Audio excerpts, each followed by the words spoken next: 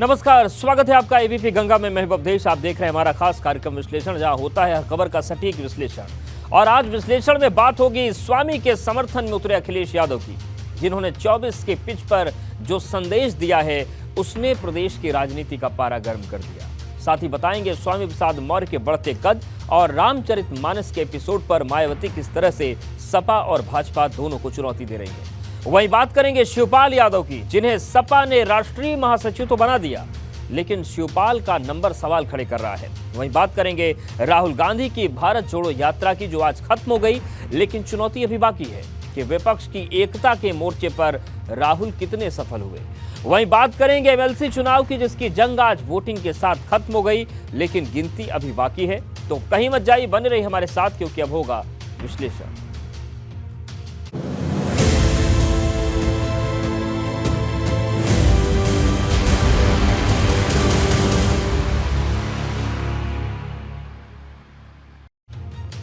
और आज विश्लेषण में बात सबसे पहले 24 से पहले अगड़ा वर्सेस पिछड़ा संदेश की, क्योंकि 10 से जिस बयान पर सियासी महाभारत 10 दिन से छिड़ी हुई है, उस पर अखिलेश ने अपनी चुप्पी तोड़ दी है।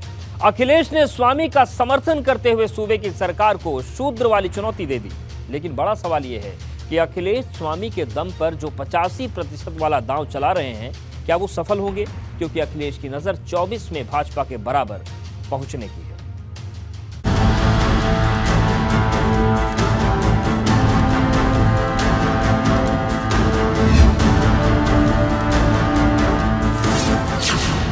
स्वामी के समर्थन में अखिलेश ने उठाया पर्दा। 24 से पहले अगड़ा वर्सेस पिछड़ा। कि भाई मुख्यमंत्री जी बताएं हमें सदन में कि शूद्र कौन कौन है। भाजपा को अखिलेश के डीएनए की चुनौती। बजट सत्र में भीषण जंग होगी। हम अपना भी डीएनए टेस्ट कराते हैं, वो अपना भी करा लें, पता लग जाएगा कौन कहां से आया है। रामचरितमानस पर स्वामी प्रसाद मौर्य के जिस बयान पर पिछले 10 दिनों से सियासी महाभारत छिड़ी हुई है, उस पर आखिरकार अखिलेश यादव ने अपनी चुप्पी तोड़ दी है। नहीं, हम तो भगवान राम कृष्ण जितने भी भगवान, और पहली बार नहीं कह रहा हूं मैं, भगवान विष्णु के जितने अवतार हैं मैं उनको मानता हूं। हमें किसी पे आपत्ति नहीं है, लेकिन जिस पे आपत्ति है वो उसको हम सदन में पूछेंगे।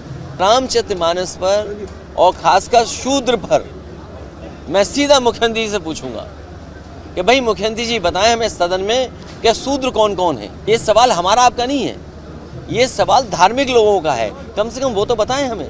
और फिर जो संविधान की शपथ लेकर के बैठे हैं, और उनसे जरूर मैं पूछूंगा इस बात। क्योंकि जब से स्वामी प्रसाद मौर्य ने रामचरितमानस पर बयान दिया है, भाजपा की दिलचस्पी स्वामी के बयान से ज्यादा ये जानने की रही है कि अखिलेश यादव इसको लेकर क्या सोचते हैं। मेरा प्रश्न समाजवादी पार्टी के नेता अखिलेश यादव जी से है कि वो उनकी पार्टी का ये अधिकृत विचार है या स्वामी जी का निजी विचार है, ये जरूर उन्हें स्पष्ट करना चाहिए। कभी अपने किसी नेता से कोई उल्टे सीधे ऐसे बयान दिलवाते हैं जो लोगों की भावनाओं को आहत करने वाले होते हैं। लेकिन अब अखिलेश यादव ने न सिर्फ स्वामी प्रसाद मौर्य के बयान का समर्थन कर दिया है, बल्कि 2024 की चुनावी जंग से पहले अगड़ा बनाम पिछड़े की लड़ाई का ऐलान कर दिया है।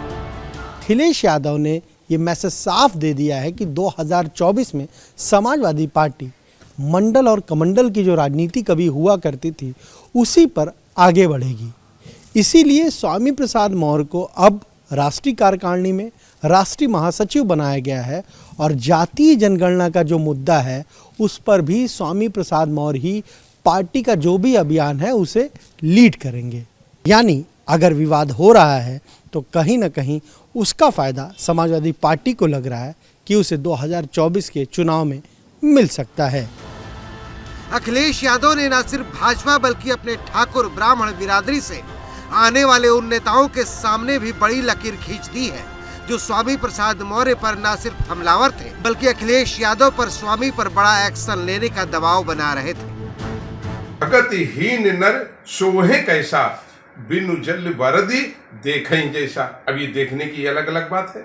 हम सम्मान तो बाइबल का भी करते हैं, हम सम्मान कुरान शरीफ का भी करते हैं, हम सम्मान गुरु ग्रंथ का भी करते हैं। देखिए, मेरा अपना मानना है कि जो प्रभु राम पर या रामायण पर कोई सवाल उठा रहा है, ना तो सच्चा सनातनी हो सकता है, ना सच्चा समाजवादी हो सकता है। लेकिन अब अखिलेश यादव ने जिस तरह से खुलकर स्वामी का समर्थन किया है, तो स्वामी को भी सपा के उस धड़े पर निशाना साधने का मौका मिल गया है। तिल का ताड़ बनाने की कोशिश की गई थी। राष्ट्रीय अध्यक्ष जी का बयान आने के बाद सब दूध का दूध और पानी का पानी अपने आप सामने आ गया। दरअसल ये पूरा एपिसोड स्वामी प्रसाद मौर्य के एक बयान से शुरू हुआ था, लेकिन जिस तरह की चाल अखिलेश ने चली है, उससे साफ है कि अखिलेश यादव की कोशिश यादव मुस्लिम वोट में दलित, पिछड़े और अति पिछड़े वोट बैंक को जोड़ने की है।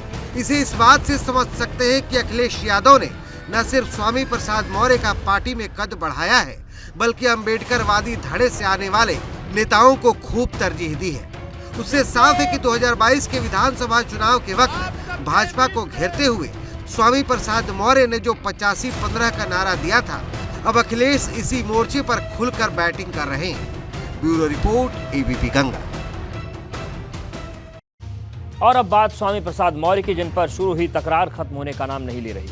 हनुमानगढ़ी के महंत राजू दास ने स्वामी प्रसाद मौर्य का सर तन से जुदा करने पर 21 लाख देने की जो बात कही थी, उस पर अब स्वामी प्रसाद मौर्य ने मोर्चा खोल दिया है। वैसे मोर्चा तो मायावती ने भी खोल दिया है, जो कह रही है कि जो कुछ चल रहा है ये सपा और भाजपा की सोची समझी स्क्रिप्ट का हिस्सा है।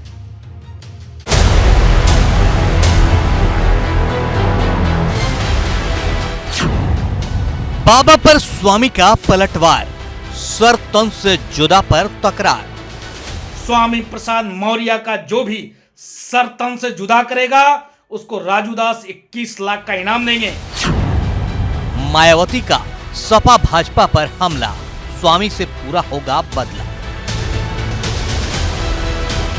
रामचरितमानस पर छिड़ी लड़ाई स्वामी प्रसाद मौर्य के बयान से अब सर तन से जुदा करने की धमकी तक पहुंच गई है, क्योंकि जिस तरह से स्वामी प्रसाद मौर्य का कद समाजवादी पार्टी में बढ़ाया गया है, ये बात अयोध्या के हनुमानगढ़ी के महंत राजू दास को रास नहीं आई है। और अब उन्होंने स्वामी प्रसाद मौर्य को लेकर ऐसी धमकी दी है कि स्वामी और बाबा के बीच सीधी जंग छिड़ गई है। स्वामी प्रसाद मौर्य का जो जहरीली बोल, लगातार साधु संतों को आतंकी कहना, अपशब्द कहना, ब्राह्मणों को गाली देना, हमारी जो रामचरितमानस है उसके बारे में उल्टी सीधी टीका टिप्पणी करना, यह स्वामी प्रसाद मौर्य का देन है। स्वामी प्रसाद मौर्य का जो भी सर तन से जुदा करेगा उसको राजू दास 21 लाख का इनाम देंगे। धर्माचार्य ने कहा कि हम स्वामी प्रसाद मौर्य गर्दन काटने वाले को 21 लाख रुपया देंगे। किसी ने कहा जीभ काटने वाले को 5 लाख रुपया देंगे। और फिर हमने भी इतिहास पढ़ा है, इतिहास में कई ऐसे मौके आते हैं कि फला ऋषि नाराज हो गए, श्राप दिया, फला का ये नुकसान हो गया। अगर इनको अपने तप और पूजा पर भरोसा है तो इनको अयोध्या में बैठे बैठे मुझको श्राप देना चाहिए। कहा कि 21 लाख रुपया खर्चा कर रहे हैं। लेकिन जिस तरह से रामचरितमानस को लेकर लड़ाई बढ़ रही है, वो सवाल खड़े कर रही है, क्योंकि रविवार को रामचरितमानस की प्रतियां फाड़ने का मामला सामने आया था, जिस पर स्वामी समेत 10 लोगों पर माहौल बिगाड़ने, धार्मिक भावनाएं भड़काने की धाराओं में मुकदमा दर्ज हुआ था। अब पुलिस ने एक्शन लेते हुए 5 लोगों को गिरफ्तार किया है। रामचरितमानस के कुछ चौपाइयों की पंक्तियों को फाड़ने और जलाने के मामले को लेकर भी अब यूपी में सियासत गर्मा गई है। इस मुद्दे ने अब काफ़ी तूल पकड़ लिया है, क्योंकि जिन लोगों के खिलाफ एफआईआर दर्ज कराई गई है उसमें समाजवादी पार्टी के एमएलसी स्वामी प्रसाद मौर्य का भी नाम है। हालांकि पुलिस ने उस वक्त मौके पर जो लोग मौजूद थे उनमें से कुछ लोगों की गिरफ्तारी भी कर ली है। लेकिन जिस तरीके से इस पूरे मामले में अब तमाम जो धार्मिक संगठन हैं वो विरोध कर रहे हैं, जो हम कहें साधु सन्यासी हैं वो विरोध कर रहे हैं, उसके बाद यूपी की सियासत कहीं ना कहीं अब इसे लेकर भी काफ़ी गर्म हो गई है। लेकिन जहां एक तरफ धार्मिक मोर्चे पर लड़ाई छिड़ी हुई है, वहीं दूसरी तरफ ये सियासी रंग भी लेती जा रही है, क्योंकि जो मायावती अब तक इस मामले पर चुप्पी साधे हुई थी वो भी खुलकर मैदान में आ गई हैं। मायावती ने 1 नहीं 2 नहीं 3 ट्वीट कर सपा और भाजपा पर धार्मिक उन्माद फैलाने का आरोप लगाया है।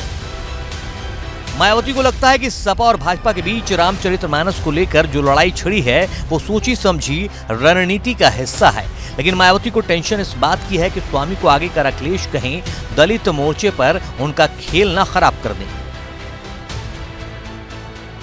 अखिलेश यादव जी इस प्रदेश के मुख्यमंत्री थे। 2017 में चुनाव हुआ, भाजपा की सरकार आई। 5 कालिदास मार्ग मुख्यमंत्री आवास को यही भाजपा के लोगों ने गंगा जल से धुलवाया था। क्यों? इसलिए कि अखिलेश यादव शूद्र समाज के अहिर जात में पैदा हुए। अखिलेश जी गलत लाइन पे जा रहे हैं। अखिलेश जी गलत लाइन पे जा रहे हैं। वहीं राजनीतिक दलों को ये बात रास नहीं आ रही है कि हिंदुत्व के मोर्चे पर इतनी फजीहत कराने के बाद अखिलेश आखिर कैसे स्वामी प्रसाद मौर्य का कद पार्टी में बढ़ा सकते हैं, क्योंकि सपा के जो नेता पहले स्वामी पर सवाल उठा रहे थे वो भी अब स्वामी के साथ खड़े नजर आ रहे हैं। देखिए, भारतीय जनता पार्टी के लोग भटकाना चाहते हैं। कितने मुद्दे हैं, उन मुद्दों से भटकाना चाहते हैं।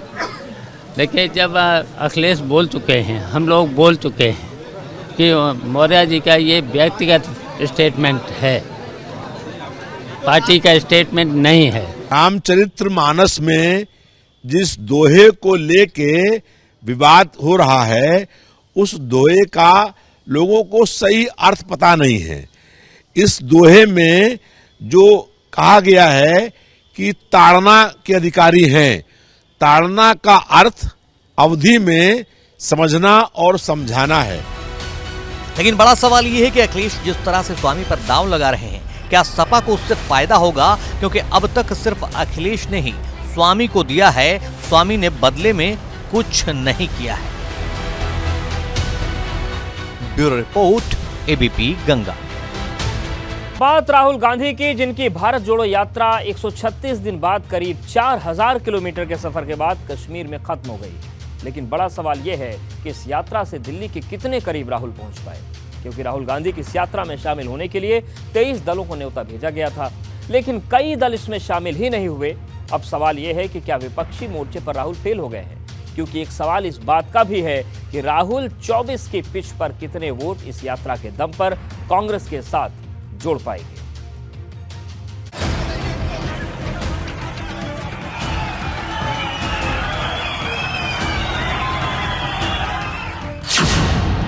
कश्मीर से दिल्ली कूच, तीसरे मोर्चे ने बिगाड़ा रूट।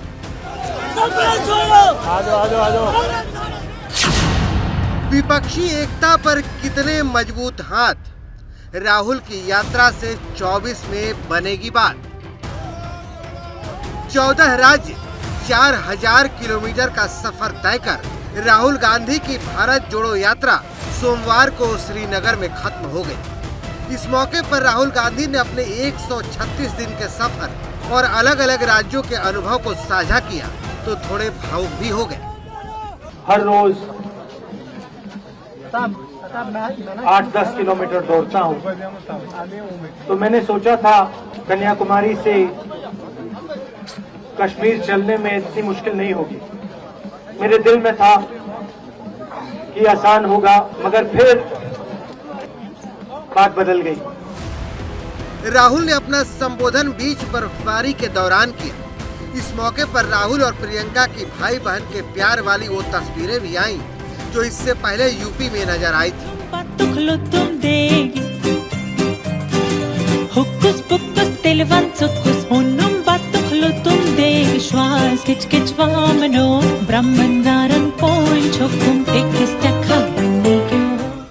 लेकिन अब राहुल गांधी की भारत जोड़ो यात्रा खत्म हो गई है तो कई सवाल भी खड़े हैं। पहला सवाल ये कि हर यात्रा का एक मकसद होता है, क्या इसके जरिए वो पूरा हुआ है? क्योंकि राहुल गांधी की इस यात्रा ने हलचल तो खूब बढ़ाई, लेकिन क्या राहुल की यात्रा कांग्रेस के लिए वोट भी लेकर आएगी? दूसरा सवाल, क्या इससे राहुल गांधी की छवि बदलेगी?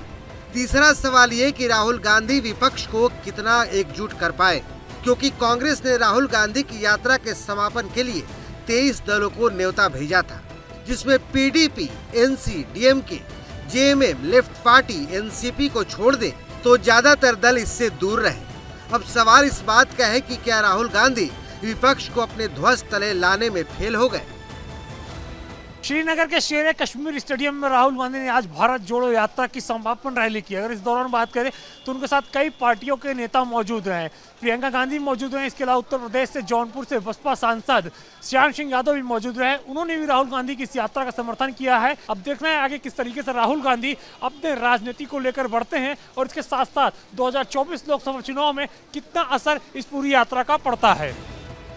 ये सवाल इसलिए खड़ा है कि Samajwadi party, TMC, KCR, JDU और आरजेडी जैसे दल इससे दूर रहे। और बड़ी बात यह है कि यही दल मिलकर तीसरा मोर्चा बनाने में लगे हैं, जो भाजपा से ज्यादा कांग्रेस के लिए खतरे की घंटी बजा रहे हैं। क्योंकि राहुल की इस यात्रा ने भले ही कांग्रेस में नया जोश भर दिया हो, लेकिन विपक्ष को एकजुट करने का यक्ष प्रश्न अभी राहुल की टेंशन बढ़ा रहा है। Bureau report, ABP Ganga.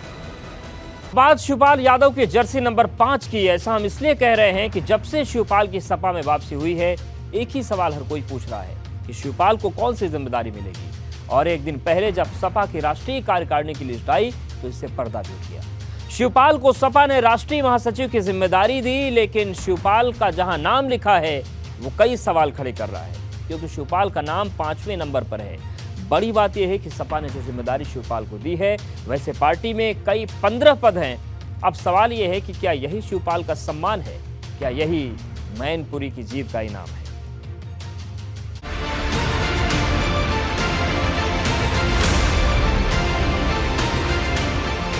राष्ट्रीय महासचिव का सम्मान, चाचा पर तूफान। जब से मैनपुरी में सपा ने जीत का परचम लहराया है, तब से अखिलेश एंड कंपनी का जोश 7वें आसमान पर है। लेकिन बदले में अखिलेश यादव ने जो सम्मान शिवपाल यादव को दिया है, उस पर अब सवाल खड़े हो चुके हैं। क्योंकि अखिलेश यादव ने सम्मान के नाम पर शिवपाल को राष्ट्रीय महासचिव की जिम्मेदारी दी है। लेकिन समाजवादी पार्टी के लिस्ट को अगर ध्यान से देखेंगे तो सपा ने थोक के भाव में राष्ट्रीय महासचिव बनाए हैं। इन्हीं में एक शिवपाल यादव है। हालांकि शिवपाल यादव कई बार कह चुके हैं कि उन्हें पद का कोई लालच नहीं है, लेकिन बड़ा सवाल ये है कि सपा की झोली में मैनपुरी की सीट डालने, अपनी पार्टी का विलय सपा में कराने और अपना झंडा हटाकर सपा का झंडा लगाने की कीमत सिर्फ एक राष्ट्रीय महासचिव का पद है। क्योंकि सपा के राष्ट्रीय कार्यकारिणी की लिस्ट को ध्यान से देखेंगे, इसमें शिवपाल का नंबर न सिर्फ ऊपर से छठा है, बल्कि इसमें 15 राष्ट्रीय महासचिव हैं। हालांकि अब इसे लेकर भी सवाल खड़े हो रहे हैं। जो दूसरे दल हैं वो कहीं ना कहीं इस पूरे मुद्दे को लेकर समाजवादी पार्टी पर निशाना साध रहे हैं। दरअसल समाजवादी पार्टी में कुल 16 राष्ट्रीय महासचिव बनाए गए हैं। इसमें कई ऐसे लोग हैं जो हाल ही में समाजवादी पार्टी में शामिल हुए हैं, दूसरे दलों को छोड़कर आए हैं और उनको भी राष्ट्रीय महासचिव का पद दिया गया है। ऐसे में शिवपाल यादव को भी उन 16 राष्ट्रीय महासचिवों में से एक राष्ट्रीय महासचिव का पद दिया गया है। इसीलिए अब सवाल खड़े हो रहे हैं कि क्या चाचा शिवपाल यादव का यही सम्मान है जिसकी बात खुद अखिलेश यादव कर रहे थे। बात सिर्फ शिवपाल की नहीं है। इस लिस्ट में कहीं भी शिवपाल के बेटे आदित्य यादव का भी नाम नहीं है, जबकि 57, 58 और 59वें नंबर पर धर्मेंद्र यादव, अक्षय यादव और तेज प्रताप यादव का नाम साफ साफ नजर आ रहा है। अब सवाल इस बात का है कि क्या शिवपाल ने अखिलेश से समझौता कर लिया? क्या उन्हें पता चल गया है कि इससे ज्यादा की उम्मीद वो ना करें? क्योंकि जब से शिवपाल सपा में लौट कर आए हैं, वो न सिर्फ एक्टिव हैं बल्कि लगातार बैक टू बैक एक जिले से दूसरे जिले का दौरा कर रहे हैं। देखिए, हम संगठन के आदमी रहे हैं, हमें जो पद मिला है तन्मयता के साथ हम काम करेंगे, समाजवादी पार्टी को मजबूत करेंगे और हमारा केवल लक्ष्य है कि भारतीय जनता पार्टी की सरकार को हटाएं और फिर समाजवादी पार्टी की सरकार लाएं। लेकिन सवाल बड़ा है कि शिवपाल अखिलेश की साइकिल में कितनी हवा भर पाएंगे, क्योंकि मैनपुरी की जीत के दम पर शिवपाल सपा में वापसी तो कर गए, लेकिन बड़ा सवाल ये है कि क्या वो सपा में फिर से अपना रुतबा हासिल कर पाएंगे। क्योंकि सपा को उत्तर प्रदेश में सियासी तौर पर मजबूत करने में जितना हाथ मुलायम सिंह यादव का था, उतना ही शिवपाल यादव का भी था। संगठन कैसे चलाया जाता है और चुनाव कैसे जीता जाता है, इस मामले में शिवपाल को महारत हासिल थी। उनके बारे में ये कहा जाता रहा है कि वो पार्टी के बूथ लेवल तक के कार्यकर्ताओं से संवाद रखते हैं। हालांकि ये बात उस दौर की है जब मुलायम सिंह यादव पार्टी के सर्वे सर्वा हुआ करते थे और सपा में शिवपाल की तूती बोलती थी, लेकिन पार्टी की कमान अखिलेश यादव के हाथों में। ऐसे में क्या शिवपाल अपना पुराना रुतबा हासिल कर पाएंगे और क्या अखिलेश शिवपाल पर मुलायम सिंह जैसा भरोसा जता पाएंगे? ये सवाल इसलिए क्योंकि 2016 के आखिर में सियासी वर्चस्व की जंग में जो मनमुटाव पैदा हुआ था, उससे विश्वास की डोर कमजोर हुई है। ऐसे में लगता नहीं है कि अखिलेश यादव दोबारा से शिवपाल को इतनी ताकत देंगे जिसके बल पर वो पार्टी के अंदर एक नया पावर सेंटर बन जाए। और ये बात कहीं न कहीं सपा की राष्ट्रीय कार्यकारिणी की लिस्ट ने साफ भी कर दिया है। Bureau report, ABP Ganga. बात 5 एमएलसी सीट पर हुए चुनाव की, जिसका एक पड़ाव आज वोटिंग के साथ खत्म हो गया। लेकिन इन सभी 5 सीटों पर किसका परचम लहराएगा, ये सवाल सबसे बड़ा है, क्योंकि भाजपा इन सीट पर जीतकर 24 से पहले बड़ा जहां संदेश देना चाहती है, तो सपा की नजर विधान परिषद में विपक्ष की कुर्सी पर है। अब सभी की नजरें नतीजों पर है।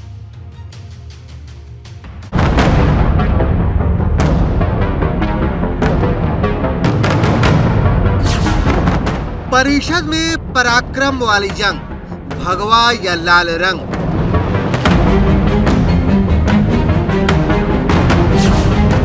चौबीस से पहले की तैयारी, कौन पड़ेगा किस पर भारी?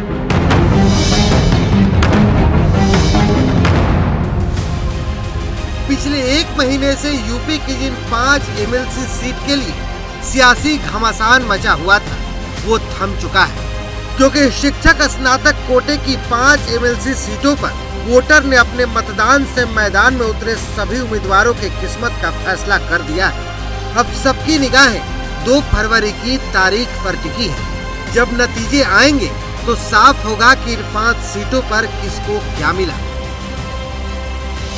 बीजेपी का कहना है कि वो 5-0 से ये मैच जीतने जा रहे हैं, तो समाजवादी पार्टी ने कहा है कि इस बार चूंकि ईवीएम नहीं है, बैलेट पेपर से चुनाव हो रहा है, यानी इस बार समाजवादी पार्टी को बहुत उम्मीद है कि वो बैलेट पेपर के जरिए बीजेपी को पटखनी दे सकती है। अब 2 फरवरी का इंतजार किया जा रहा है, जब ये तय होगा कि वो 5 कौन से चेहरे होंगे जो विधान परिषद में जाएंगे। इन 5 सीटों को जीतने के लिए सपा और भाजपा के बीच पिछले 1 महीने से जंग छिड़ी हुई है, क्योंकि सपा की नजर जहां विधान परिषद में विपक्ष की कुर्सी पर है, वहीं भाजपा की कोशिश 24 की लड़ाई से पहले इन 5 सीटों पर कमल खिलाकर विपक्ष पर दबाव बनाने की। यही वजह है कि भाजपा ने अपनी पूरी ताकत झोंक दी थी। पार्टी के बड़े पदाधिकारी, सांसद, विधायक तो लगातार इन 5 सीटों पर डटे रहे। गौरतलब है कि हाल ही में भाजपा की जब प्रदेश कार्य समिति की बैठक हुई, तो उसमें एमएलसी की ये 5 सीटें मुख्य एजेंडे में रखी गई थी। बड़ी बात यह है कि इन 5 में से 3 सीटें भाजपा के ही खाते की हैं, जबकि 2 शिक्षक खंड की सीटों पर भाजपा ने पहली बार अपने उम्मीदवार उतारे हैं, जहां लंबे समय से शिक्षक गुटों का कब्जा रहा है। अब भाजपा शिक्षक गुट के तिलिस्म को तोड़ना चाहती है, लेकिन भाजपा को समाजवादी पार्टी से बड़ी चुनौती मिल रही है, जो मैनपुरी की जीत के बाद से बड़े जोश में है। और अब सबकी निगाहें 2 फरवरी की तारीख पर टिकी है, क्योंकि परिषद में भाजपा का ग्राफ बढ़ेगा या सपा को विपक्ष की कुर्सी मिलेगी, इसका बहुत कुछ इस पर टिका है। Bureau report, ABP Ganga.